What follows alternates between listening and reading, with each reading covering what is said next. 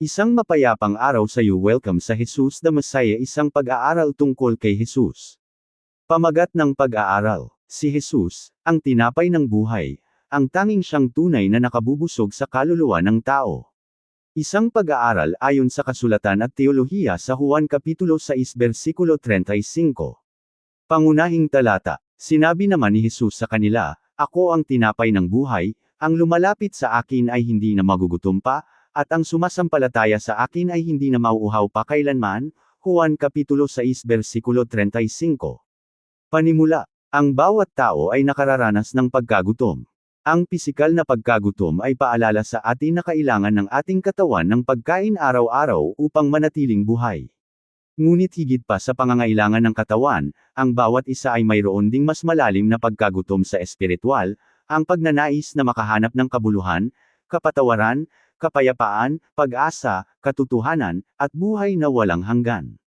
Sa paglipas ng kasaysayan, sinubukan na ng tao na punan ang pangangailangang ito sa pamamagitan ng kayamanan, tagumpay, kasiyahan, kapangyarihan, karunungan, relihiyon, o sariling mga nagawa. Gayunpaman, wala sa mga ito ang lubos na nakabubusog sa kaluluwa. Sa Juan Kapitulo 6 versikulo 35, binigkas ni Jesus ang isa sa pinakadakilang pahayag sa buong kasulatan. "Ako ang tinapay ng buhay." Ito ang una sa 7 dakilang pagpapakilala niya bilang, "Ako ang," na nakatala sa Ebanghelyo ni Juan. Sa paggamit ng mga salitang ito, ipinakikilala ni Jesus na siya ang katuparan ng paglalaan ng Diyos, at inihahayag ang kanyang pagka-Diyos. Hindi siya lamang isang guro na nagtuturo tungkol sa buhay, kundi siya mismo ang pinagmumulan nito. Kung paanong ang tinapay ay nagpapanatili ng buhay noong sinaunang panahon, si Jesus naman ang nagpapanatili ng tunay na buhay sa espiritual. Siya ang tumutugon sa pinakamalalim na pangangailangan ng puso ng tao, at nag-aalok ng buhay na walang hanggan sa sinumang lumalapit sa kanya ng may pananampalataya.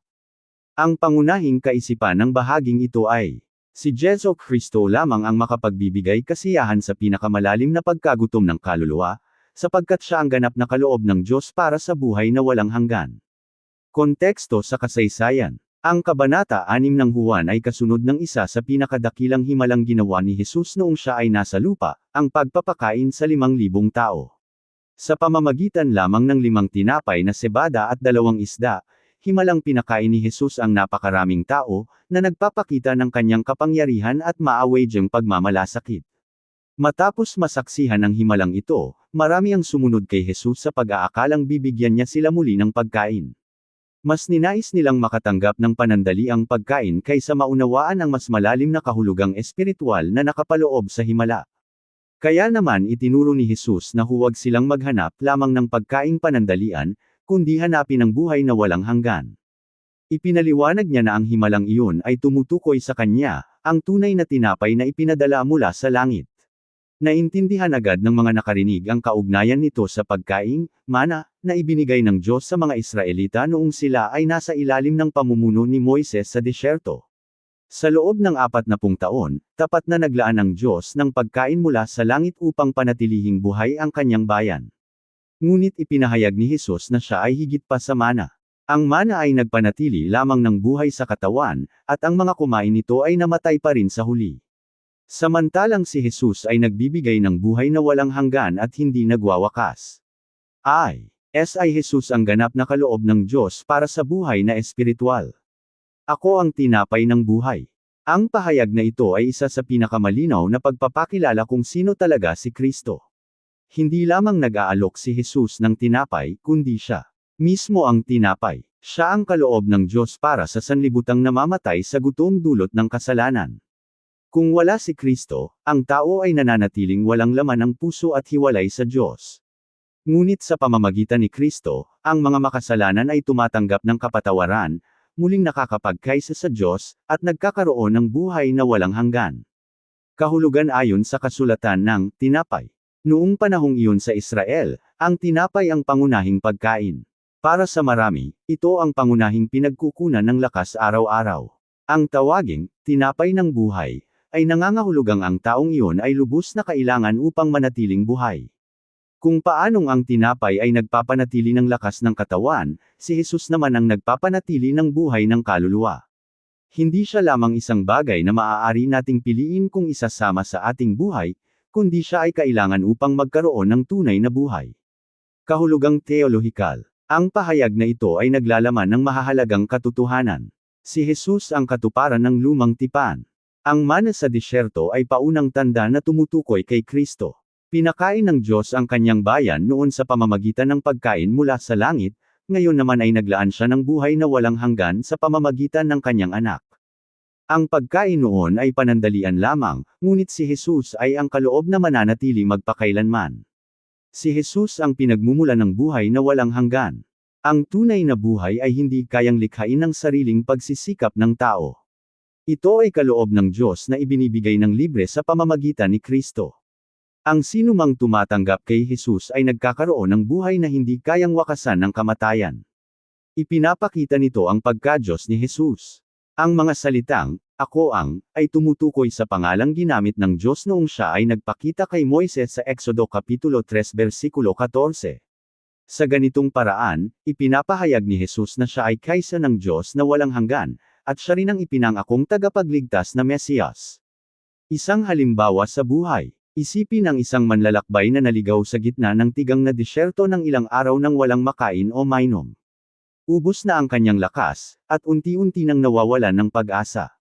Ngunit dumating ang isang tao at nagdala ng masustansyang pagkain at sariwang tubig, ang kaloob na ito ang nagligtas sa kanyang buhay. Sa espiritual na pananaw, ang bawat tao ay katulad ng manlalakbay na iyon kung wala si Kristo. Ang kasalanan ay nagdudulot ng pagkagutom at pagkawala ng buhay sa kaluluwa. Si Jesus lamang ang makapagbibigay ng tunay na buhay na kailangan natin ng lubusan. Pagsasabuhay. Marami ang sumusubok na punan ang pagkagutom ng kanilang puso sa pamamagitan ng mga bagay na panandalian lamang. Kayamanan, tagumpay, aliw at libangan, pagiging kilala ng iba, kasiyahan, pagsasagawa ng mga gawaing panrelihiyon ng walang tunay na ugnayan kay Kristo. Ang mga ito ay maaaring magbigay ng pansamantalang kagalakan, ngunit wala sa mga ito ang makapagbibigay ng kapayapaang walang hanggan. Si Jesus lamang ang makapupuno sa kakulangan ng ating puso. Lumapit ka sa Kanya araw-araw sa pamamagitan ng panalangin, pagbabasa ng Kanyang salita, pagsamba, at pagsunod ng may pananampalataya. Aral #1. Si Jesu Kristo lamang ang makapagbibigay kasiyahan sa pinakamalalim na pangangailangan ng kaluluwa ng tao, sapagkat siya lamang ang tinapay ng buhay. Pagpapasa ng mensahe. Mga kapatid, hindi lamang ipinahayag ni Jesus na siya ang tinapay ng buhay. Ibinibigay din niya ang paanyayang ito. Ang lumalapit sa akin ay hindi na magugutom pa, at ang sumasampalataya sa akin ay hindi na mauuhaw pa kailanman. Amen. Maraming salamat sa pakikinig. Ako si Pastor JHEFF Flores nagsasabing the Diyos ang lahat ng papuri. Isang mapayapang araw sa iyo. Welcome sa Jesus the Messiah, isang pag-aaral tungkol kay Jesus. Jesus, ang tinapay ng buhay, ang tanging siyang tunay na NAKABUBUSOG sa kaluluwa ng tao. Kumpletong maneskrito ng pag-aaral na nagpapaliwanag ng kasulatan, ikalawang bahagi. Ikalawang punto, inaanyayahan ni Jesus ang lahat na lumapit at sumampalataya. Batayang talata, Juan Kapitulo 6 versikulo 35. Sinabi naman ni Jesus sa kanila, "Ako ang tinapay ng buhay, ang lumalapit sa akin ay hindi na magugutom pa, at ang sumasampalataya sa akin ay hindi na mauuhaw pa kailanman." Pagpapasa ng mensahe. Mga kapatid, sa unang bahagi ay natuklasan natin na si Jesus ang ganap na kaloob ng Diyos para sa sanlibutang nagugutom sa espiritual. Hindi siya lamang guro ng katotohanan, kundi siya mismo ang tinapay ng buhay. Ngayon ay naghahatid si Jesus ng isa sa pinakadakilang paanyayang narinig kailanman. Sinabi niya, "Ang lumalapit sa akin ay hindi na magugutom pa, at ang sumasampalataya sa akin ay hindi na mauuhaw pa kailanman." Pansinin na hindi inaanyayahan ni Jesus ang mga tao na sumunod lamang sa mga kaugaliang panrelihiyon. Hindi rin niya inaanyayahan na umasa sa sariling kabutihan o gawa. Ang paanyaya niya ay lumapit sa Kanya at sumampalataya sa Kanya. Ang mensahe ng Ebanghelyo ay isang ugnayang personal sa pagitan ng tao at ng Diyos. 2. Inaanyayahan ni Jesus ang lahat na lumapit at sumampalataya. Ang himalang pagpapakain sa 5,000 tao ay nagpakita ng kapangyarihan ni Kristo. Ngayon ay ipinapaliwanag niya ang tunay na kahulugan nito sa espiritual. Ang karaniwang tinapay ay nakabubusog lamang sa maikling panahon, at pagkaraan ay muling magugutom ang tao.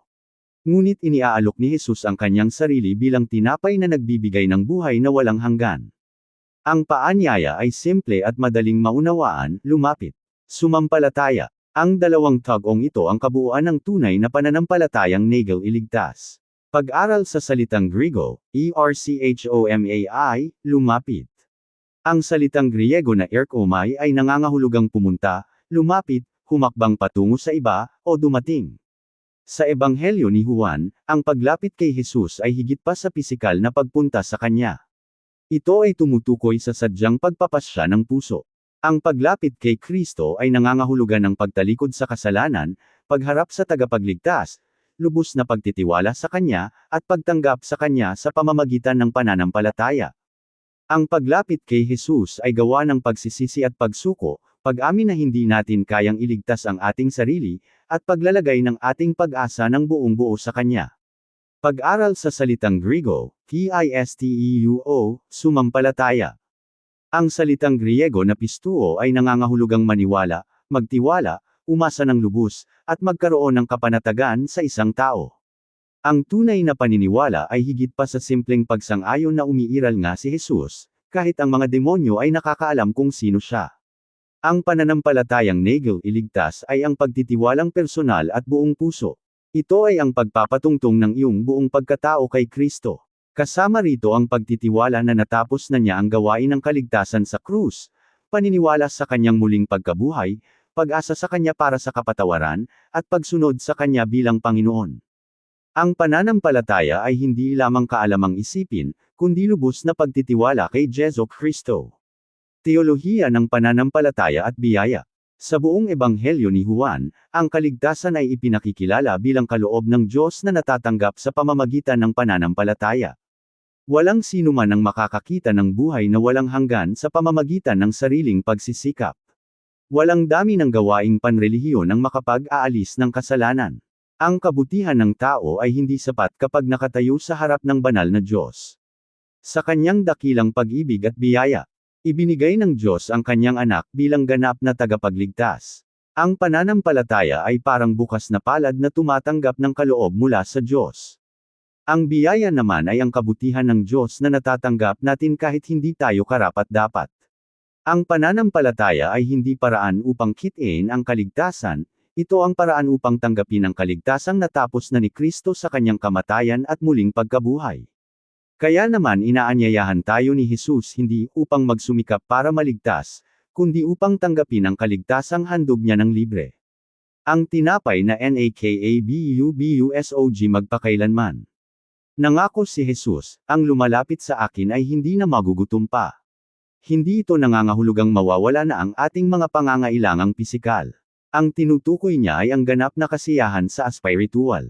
Kung wala si Kristo, ang puso ng tao ay patuloy na naghahanap ng kabuluhan, umaasa sa kayamanan, tagumpay, relasyon, aliw, o pagkilala upang punan ang kakulangan sa kanyang sarili.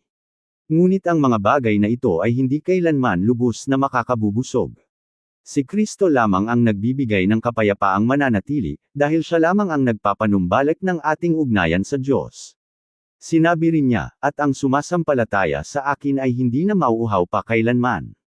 Ito ay tumutugon sa pagnanais na nakatala sa buong kasulatan, ang uhaw na makapiling ang Diyos. Ang pinakamalalim na uhaw ng kaluluwa ay ang makapiling ang lumikha nito.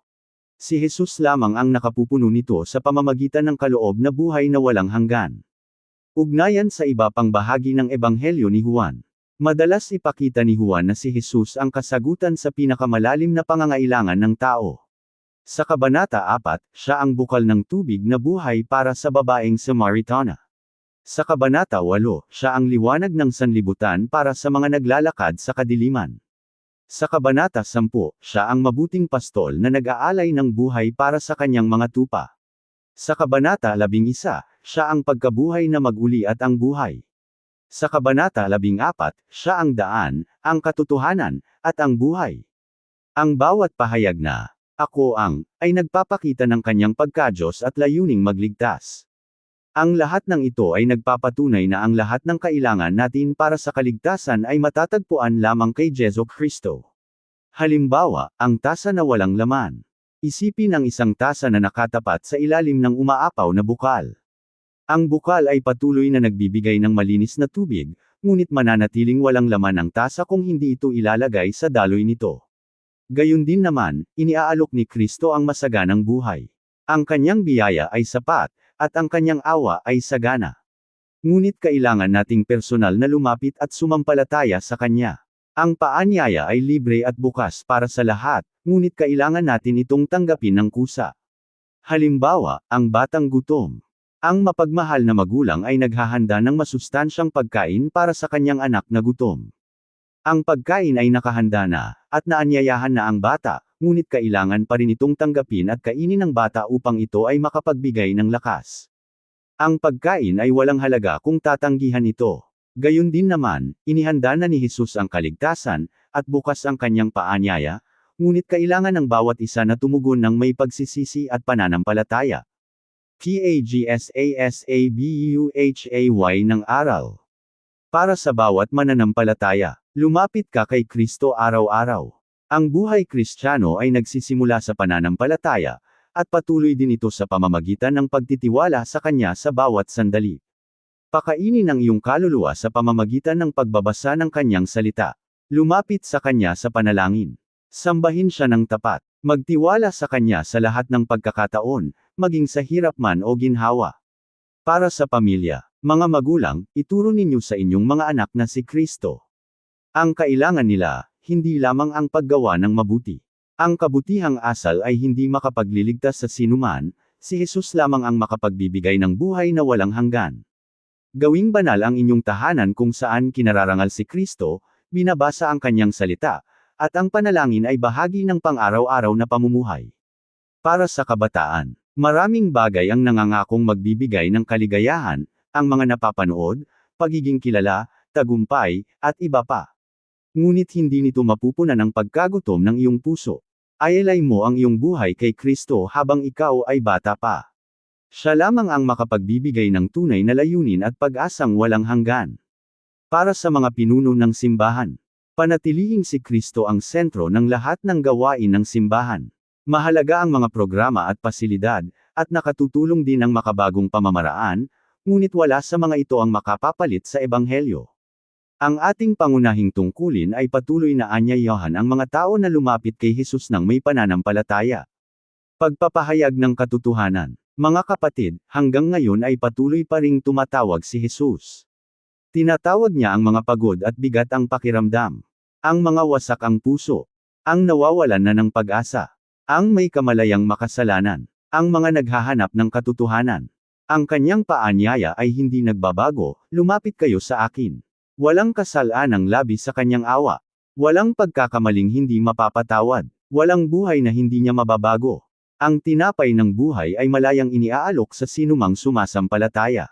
Amen. Maraming salamat sa pakikinig. Ako si Pastor JHEFF Flores nagsasabing the Diyos ang lahat ng papuri.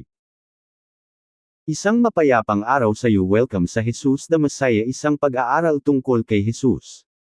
S.I. Jesus, ang tinapay ng buhay, ang tanging siyang tunay na NAKABUBUSOG sa kaluluwa ng tao. Kumpletong manuskrito ng pag-aaral na nagpapaliwanag ng kasulatan ikatlo at huling bahagi. Ikatlong punto, si Jesus lamang ang nagbibigay ng ganap na kasiyahan at buhay na walang hanggan. Batayang talata, Juan Kapitulo 6 versikulo 35. Sinabi naman ni Jesus sa kanila, Ako ang tinapay ng buhay, ang lumalapit sa akin ay hindi na magugutom pa, at ang sumasampalataya sa akin ay hindi na mauuhaw pa kailanman. Pagpapasa ng mensahe. Mga kapatid, sa buong mensaheng ito ay natuklasan natin ang dalawang maluwalhating katotohanan. Una, si Jesus ang ganap na kaloob ng Diyos para sa sanlibutang nagugutom sa espiritual. Pangalawa, buong pagmamahal na inaanyayahan ni Jesus ang lahat na lumapit at sumampalataya sa Kanya. Ngayon ay darating tayo sa kahangahangang pangako na nagtatapos sa Kanyang pahayag, hindi na magugutom pa, hindi na mauuhaw pa kailanman. Hindi nangangako si Jesus ng buhay na walang anumang pangangailangan o pagsubok dito sa lupa. Ang ibig niyang sabihin ay ang sinumang nagtitiwala sa kanya ay tatanggap ng bagay na walang sinuman ang makapagbibigay, ganap na kasiyahang mananatili sa puso, at ang kaloob na buhay na walang hanggan. 3. Ay Jesus lamang ang nagbibigay ng ganap na kasiyahan at buhay na walang hanggan. Ang puso ng bawat tao ay naghahangad ng bagay na hindi lubos na maibibigay ng sanlibutang ito. Ang iba ay naghahanap ng kaligayahan sa pamamagitan ng tagumpay. Ang iba ay umaasang mapupunan ng kakulangan sa pamamagitan ng kayamanan. Ang iba ay naghahangad ng pagtanggap mula sa kapwa sa pamamagitan ng ugnayan. Ang iba naman ay nagsisikap na magkaroon ng kabuluhan sa pamamagitan ng sariling mga nagawa. Ngunit pagkatapos makamit ang lahat ng ito, tila may kulang pa rin sa puso. Bakit nga ba? Ito ay dahil nilikha ang tao upang mamuhay ng may ugnayan sa Diyos. Ang lumikha lamang ang makapagbibigay ng tunay na kasiya sa nilikha niya.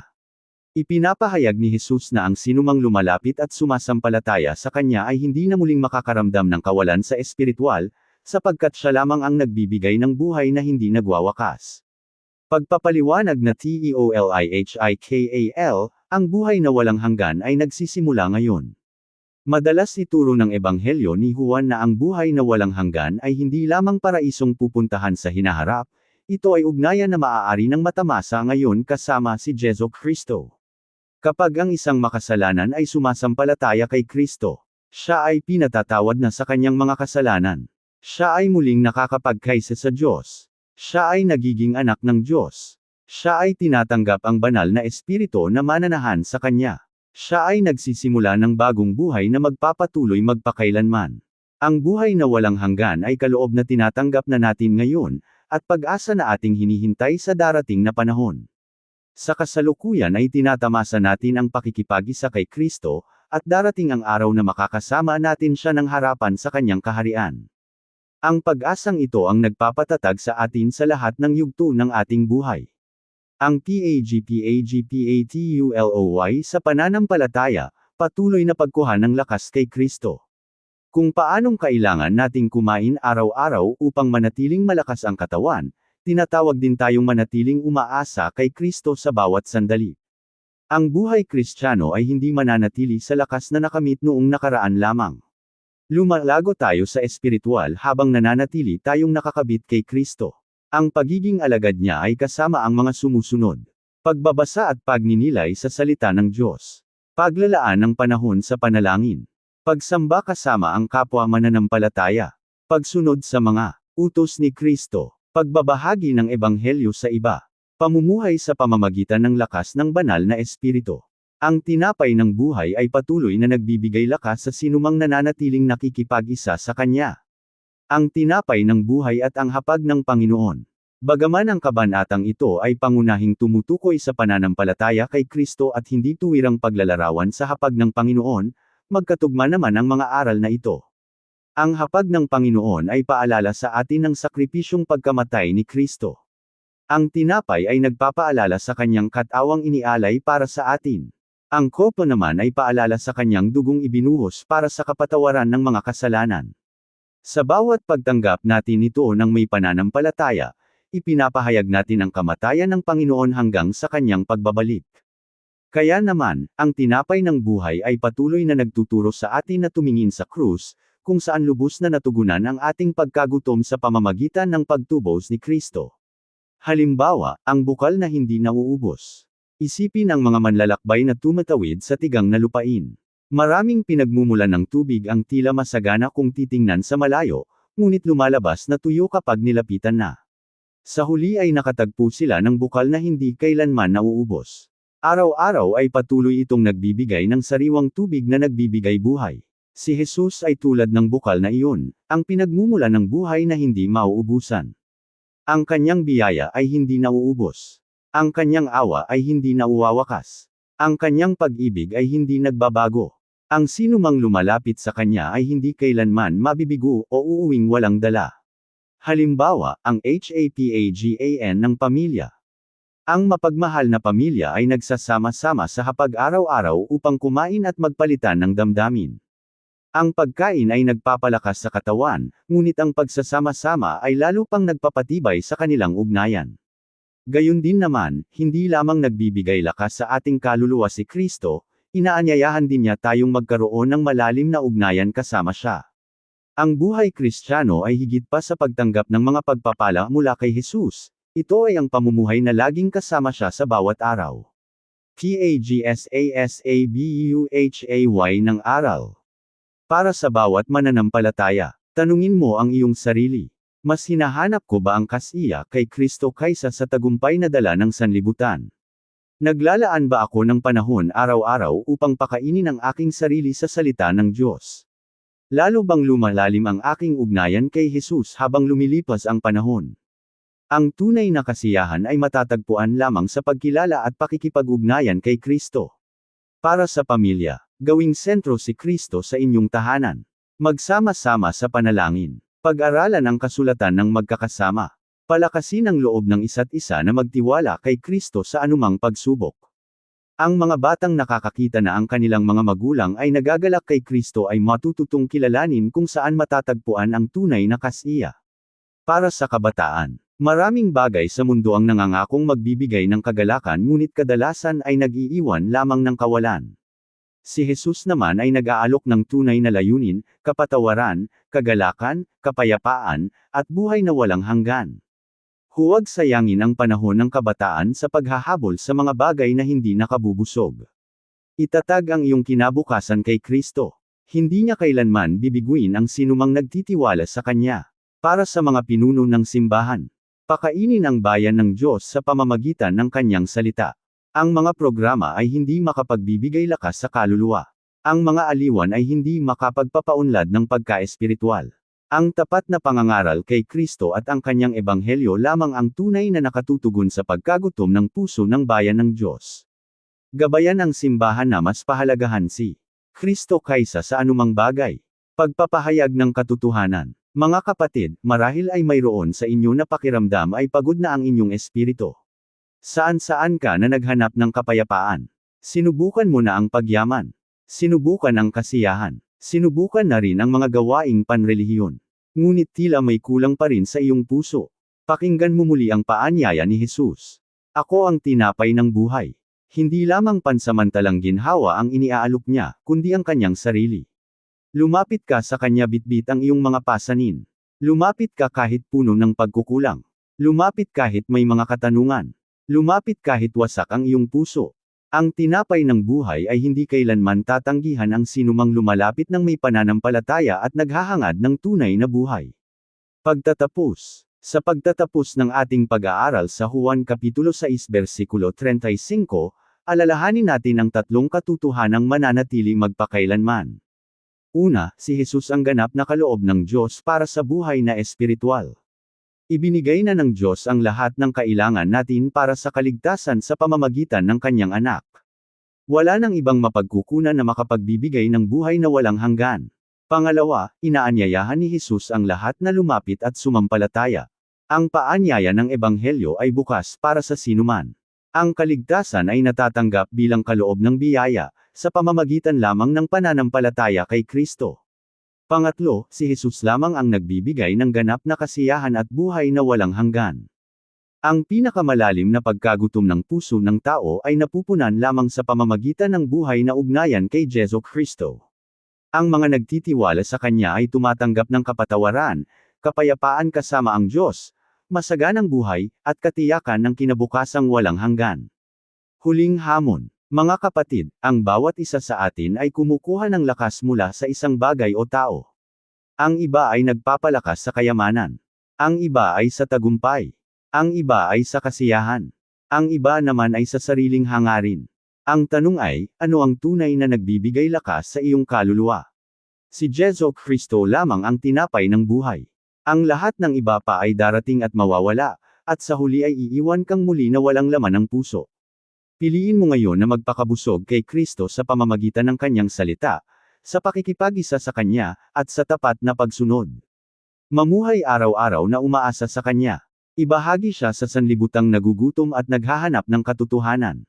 Panawagan sa PAGLAPIT sa Diyos. Marahil ngayon ay napagtanto mo na sa maling bagay ka humahanap ng kasiya.